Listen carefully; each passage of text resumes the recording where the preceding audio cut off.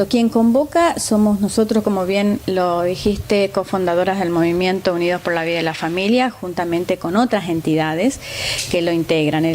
Unidos por la Vida y la Familia se han sumado entidades, fundaciones como Ciudad Limpia, Fundación Cielos Abiertos, DESHUMI, Desarrollo Humano Integral, Fundación Esperanza, Vivir con Esperanza, la Fundación Saúl Acuña, la Fundación Red Federal, Red para el Mundo, también la Red Federal de Familias, que de esa organización que a nivel nacional tiene representación en todas las provincias, y Chaco, por supuesto, también está representada en la Red Federal de Familias, y tenemos un sinnúmero más de entidades como partidos políticos también. El doctor Arévalo, que lo conocen con su Partido Demócrata, Luis Cabrera con UNIR, y así varias integrantes que todos se identifican con la vida, con la defensa de la familia y de la vida. Yo lo que exponía era referido a que el derecho a la vida es un derecho indiscutible. Es un derecho que nació antes de todas las religiones del mundo. Nació con el primer hombre sobre la tierra, es un derecho natural, ¿no es cierto? Es un derecho que no amerita que se discuta el derecho a la vida.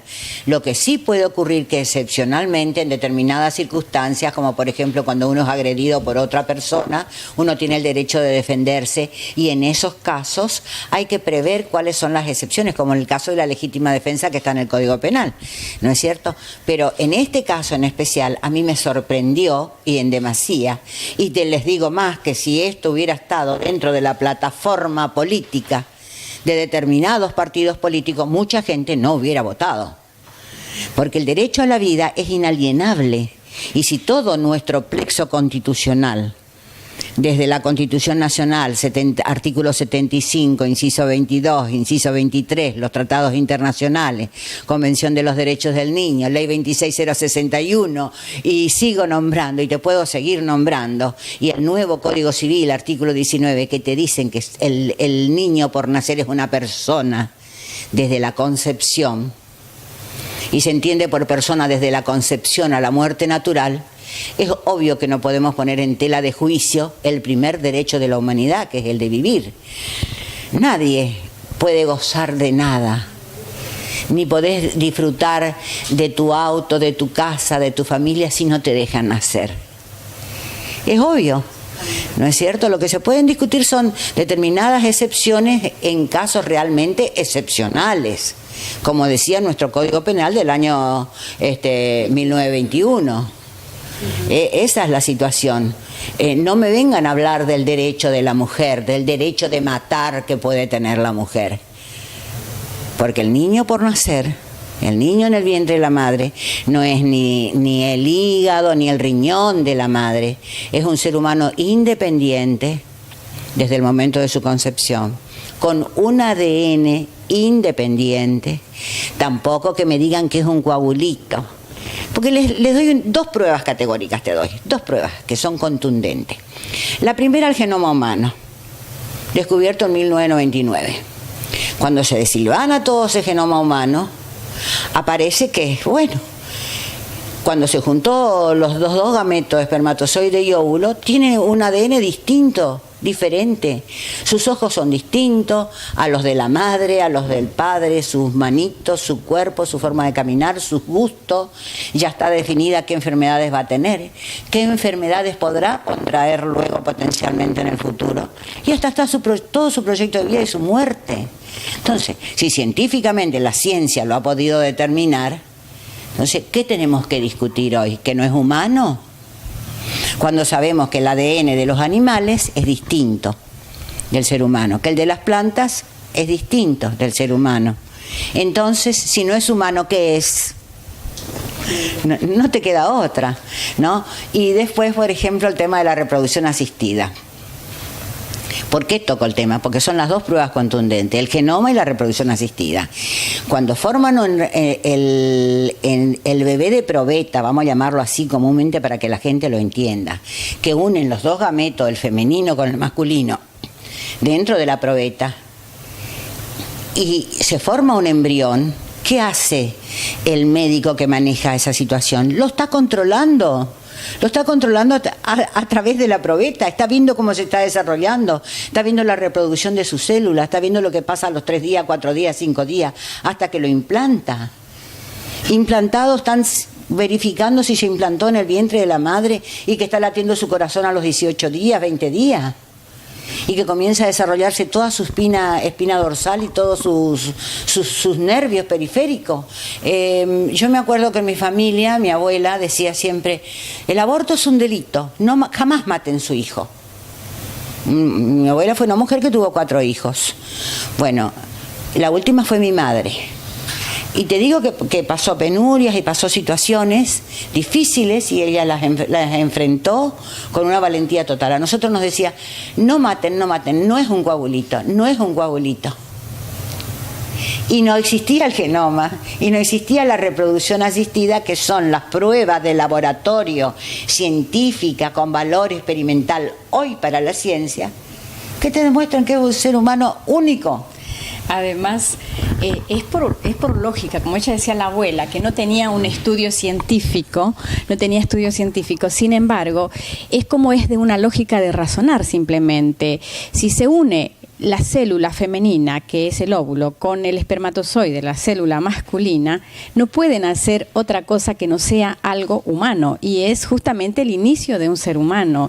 Entonces, por eso yo entiendo que hasta la persona con menos estudios, cualquier persona, es lógico. Por eso sabemos que los derechos, lo que protegen es justamente ese derecho natural. El derecho natural es que ese nuevo ser viva. Ya tiene vida y por lo tanto no tengo yo más derecho que otro ser vivo, en este caso que otra persona humana, no tengo más derecho para quitarle la vida. Mis derechos, como decimos siempre los que hemos estudiado, hay un principio que dice, se termina mi derecho donde comienza el derecho del otro. Entonces, también nuestra Constitución, no existen títulos de nobleza, no existen prerrogativas de sangre. Entonces, ¿por qué yo voy a creer que tengo la supremacía o el poder sobre otro, sobre el más débil justamente? Porque el más indefenso, el más débil es el niño que está gestándose en el vientre de la mamá. Entonces, donde debiera estar más protegido por algo, la naturaleza divina lo hizo en el vientre de la madre, ¿no? Que es el lugar más seguro donde debería estar ese bebé. Pero lamentablemente hoy vivimos una cultura donde hay mensajes subliminales y mensajes directos también, ¿no? Donde cada uno puede hacer lo que quiera, entre comillas. Si te place, si te gusta, haz lo que quieras, disfruta. Es la cultura hedonista, la cultura del relativismo, donde no hay verdades, ¿no? Donde yo puedo construir mi verdad, donde yo puedo enseñar lo que yo quiera, lo que me parece bien, no importa si estoy destruyendo valores de vida, valores, como digo, que engrandecen una nación, como el valor de la familia, como la defensa de la vida, como el respeto, y como últimamente estamos viendo también, y que gracias a Dios, bueno, hay justicia, ¿no? Pero también el valor de la honestidad, de la verdad, de la transparencia, ¿no? Porque acá también en esto se hablan muchos de cifras y se inventan argumentos que no son reales. Hay fundamentos que son que al primer análisis, no solo científico, sino razonable, caen, porque no son verdaderos, están cimentados en mentiras, están basados en mentiras. Entonces, por eso nosotros que vamos a los estudios científicos, que vemos nuestra Constitución, que analizamos sociológicamente, porque tenemos profesionales que nos ayudan en todo este análisis que hacemos, nos damos cuenta que realmente no tiene sentido y además es tan perjudicial lo que se quiera hacer, que va a dejar un mensaje muy lamentable para la sociedad. ¿Cuál es el mensaje que va a quedar para la sociedad si llegara a sancionarse esta ley? Que existe el derecho a matar, un absurdo total, por un lado, y también que mi vida vale más que la de cualquier otro ser humano. y que, bueno, total, si pide un grupo y hay diputados dispuestos a dar esa petición, podemos llegar a cualquier tipo de ley. Eso es lo peligroso. Entonces tenemos que pedir, en ese caso nosotros, ¿no?, estamos pidiendo a nuestros legisladores que sean respetuosos de la Constitución. Hay barreras legales que impiden sancionar una ley, a no ser que se quiera violar abiertamente la Constitución y los tratados con rango constitucional que nos rigen actualmente. Se lo hemos dicho en los debates más de 1000 veces, de que la ciencia ha demostrado contundentemente que es un ser humano único, irrepetible, distinto y que no es una víscera del cuerpo de la madre, que la madre no puede hacer lo que quiere. Además, como dijo Clelia recién, esto del derecho a matar. Si nosotros admitimos hoy este derecho el aborto irrestricto, como se pretende hasta las 14 semanas, 3 meses y algo, no nos sorprendamos, porque dentro del mismo proyecto está contemplado hacer desaparecer con el mismo procedimiento del aborto a los chicos Down, a los chicos deficientes, a todo lo demás. Y no nos sorprendamos después que también, y he leído, ¿no es cierto?, ciertas informaciones últimamente, de que los geriátricos no deberían estar a cargo del Estado, que los viejitos son una verdadera carga para el Estado, que deberían estar todas estas personas a cargo de sus propios familiares. Y me pregunto, ¿y cuando no tienen a nadie? Entonces los vamos a tirar también a los viejitos. El otro día la vicepresidenta de la Nación dijo que era una barbaridad el dinero que se gastaba en los abuelos. Entonces eliminemos los abuelos, eliminemos 3 millones de abuelos. Eliminemos 3 millones de niños para vivir confortable los otros, ¿no? Pero es decir, que detrás del aborto se puede venir la eutanasia, se puede venir cualquier otra cosa. Y lo veo más peligroso todavía, porque es una cultura de la muerte, donde no se buscan soluciones para resolucionar los conflictos que existen por las vías que correspondan, sino con las más fáciles. Yo te cuento, en el país nosotros tenemos, desde el ministro Ginés, tenemos a disposición de las mujeres todos los procedimientos habidos y por haber de prevención del embarazo. Tenemos la pastilla común, la de los 21 días, tenemos la pastilla mensual, tenemos la inyección mensual, tenemos la ligadura de trompa, tenemos la pastilla del día después, tenemos el levonorgestrel, tenemos el misopostrol que te permite abortar a los 3, 4 meses, tenemos el aborto químico, tenemos todo, hasta la vasectomía. ¿Qué necesita una mujer para protegerse hoy? Aprender a cuidarse. Ejercer su sexualidad de una forma responsable, planificar junto con su pareja su vida futura, para cuándo, sus chicos, cómo, es decir, conocerse, conocer todos los medios que tiene a su disposición y conocer su cuerpo. Pero eso no se hace. La educación sexual integral de la que hablan, que lleva incluido aborto, ¿qué es lo que enseña? ¿Cómo se aborta? Nada más. Exactamente. Nada más. Todo es aborto. Educación sexual es aborto. Cuando vos a una criaturita de 4 o 5 años, lo que tenés que enseñarle, fíjate que te estoy hablando de 4 o 5 años, cómo defenderse de los adultos que los abusan.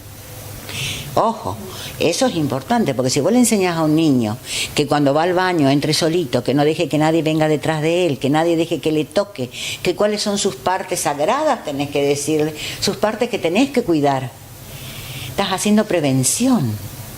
Y el chiquito que aprendió eso a los 4 o 5 años no se va a dejar manosear así nomás después. Pero eso no se hace. ¿Qué es lo que se incluye? Aborto, aborto. Vos das educación para adolescente, aborto.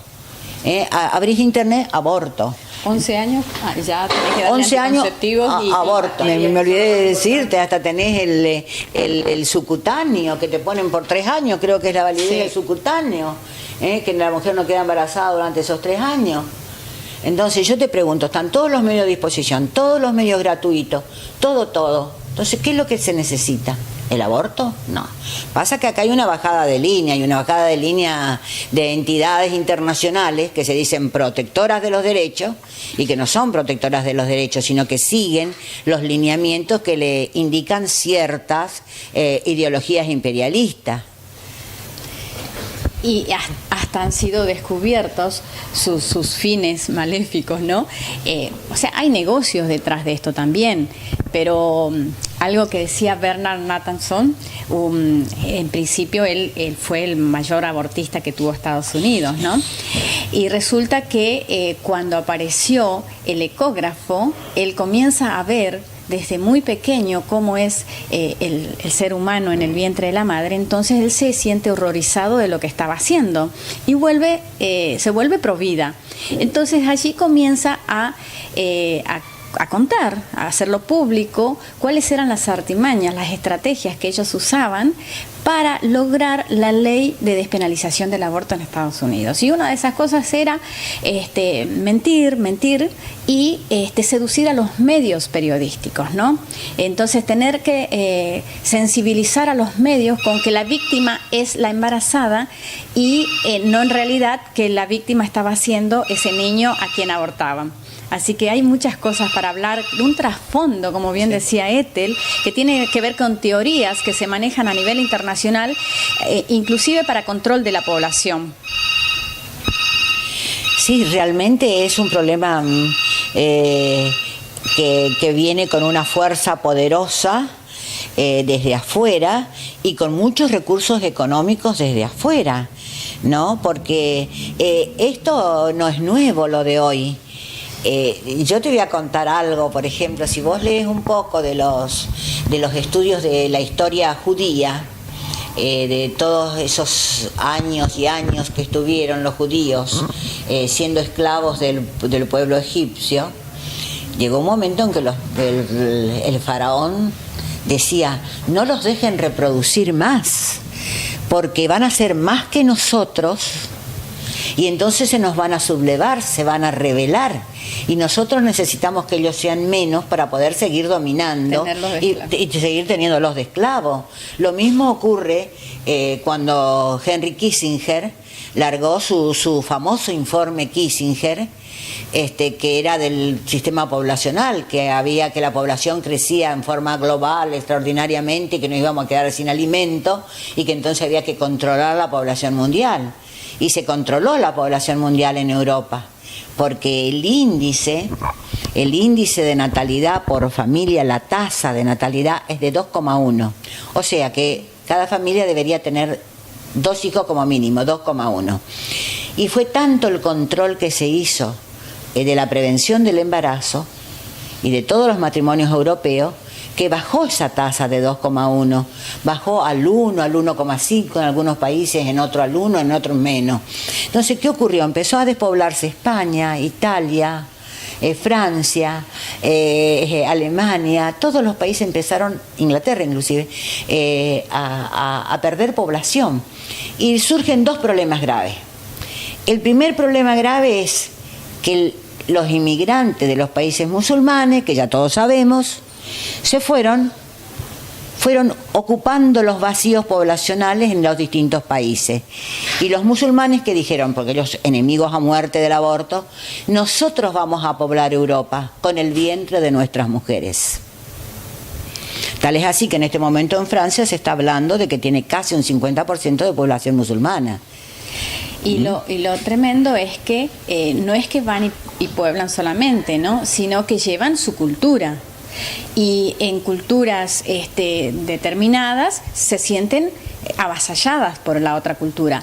Pero otra de las cuestiones, estoy recordando lo que dice Ethel, hace poco leí un informe de la preocupación que tiene Europa, especialmente España, Italia, porque no están pudiendo sostener el sistema previsional, porque no tienen gente joven, no tienen aportantes del sistema previsional. Entonces tienen gerontes.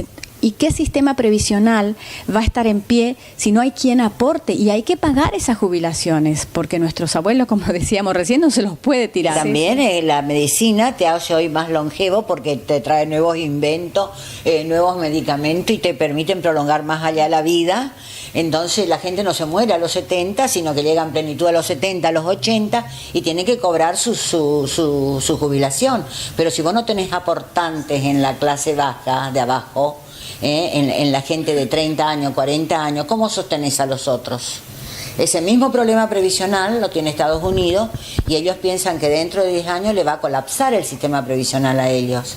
Y yo creo que está colapsando acá también. Y en algunos estados, en algunos lugares en Estados Unidos, están dejando de lado la ley que permitía el aborto. Ya ahora ellos mismos tienen fallos donde vuelven a decir lo que siempre se dijo: el aborto es un delito y hay que penar severamente al que aborte.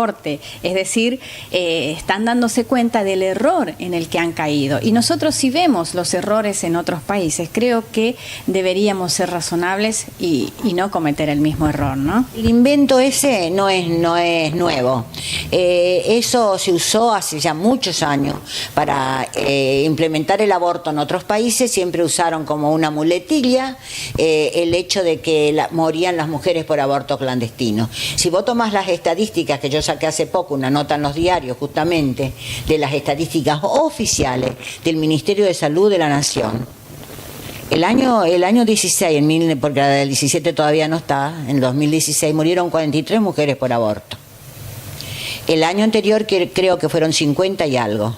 Y así, esa es la cifra que se mantiene, está entre 60, 50, 43, como te estoy diciendo. Ese mismo año, 2016, murieron 622 mujeres por desnutrición. Por desnutrición. Y creo que se habla de algo de 900 niños que murieron antes de cumplir un año de edad. Entonces, ¿de qué estamos hablando? ¿Cuál es la muerte principal que existe en el país? Te digo, ¿sabe? En este momento los femicidios, 300 femicidios, no es broma, es casi una mujer por día.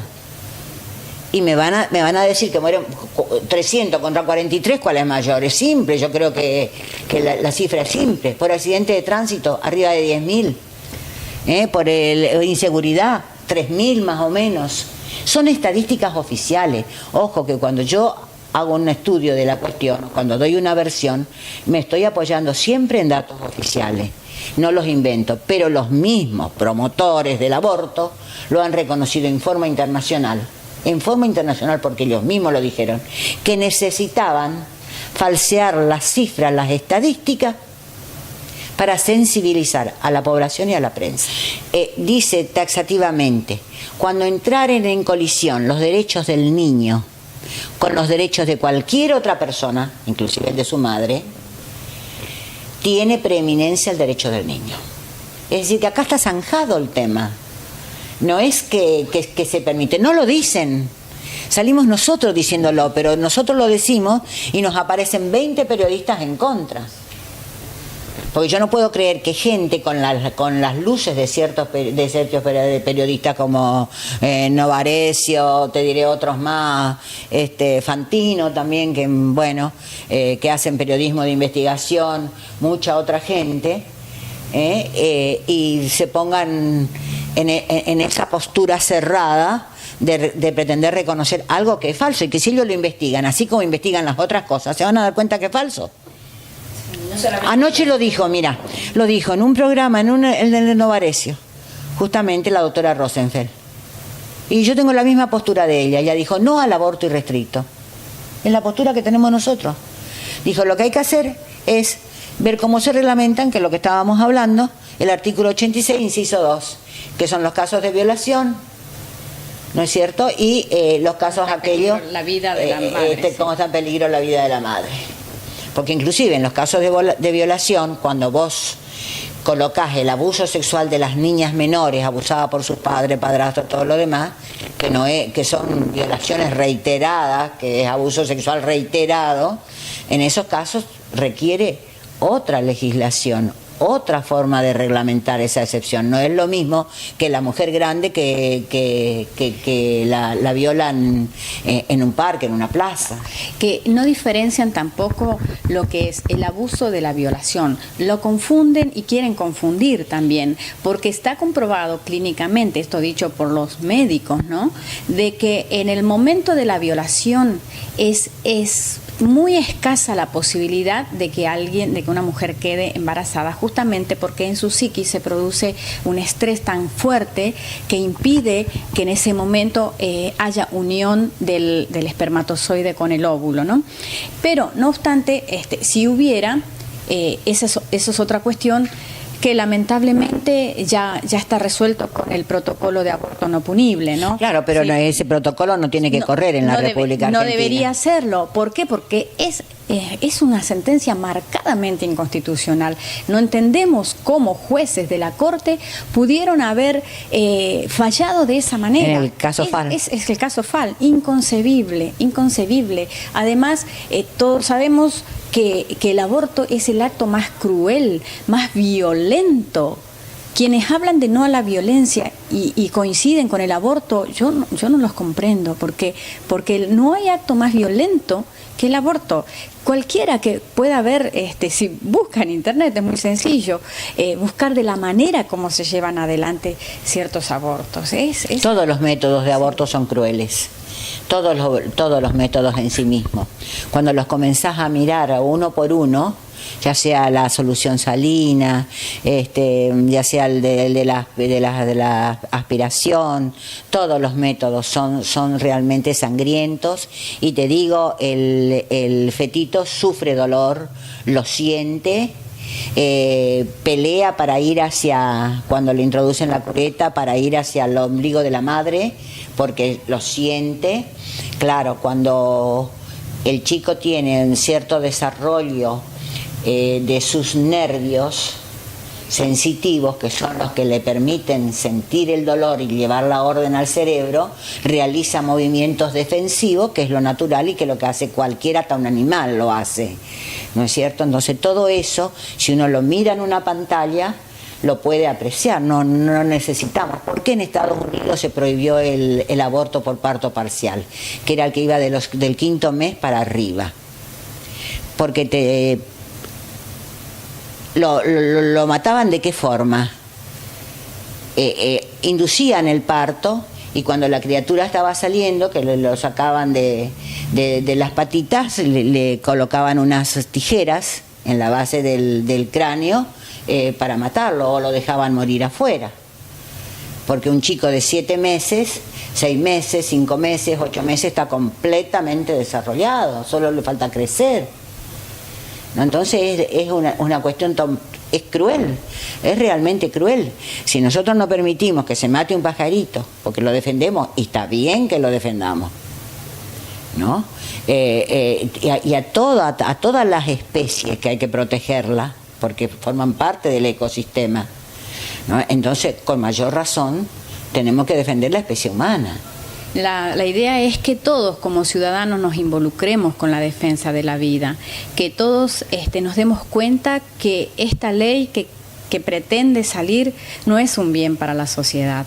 Lamentablemente es una ley que traería serias consecuencias y muy malas.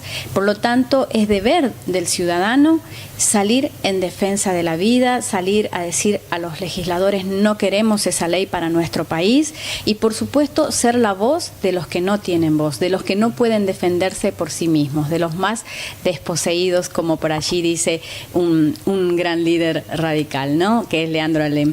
Pero además nosotros queremos decirles que aquí esta marcha, esta movilización que vamos a hacer, pacífica, como siempre la hemos hecho, las veces que el pueblo ha salido en defensa de los bienes que debemos proteger, el valor que debemos proteger en este caso, como es la vida, nos nuclea a todos, o sea, nos involucra a todos. tanto ideológicamente, por así decirlo, distintos partidos, distintos credos religiosos, gente que no tiene ningún credo, simplemente por ser ciudadano e identificarse con la defensa de la vida. Entonces estamos invitando a todos a partir de las 17 de este próximo domingo 25, frente a la plaza, allí en el Mástil Mayor, es el lugar de concentración donde vamos a ir todos, como dije hoy, con la bandera argentina.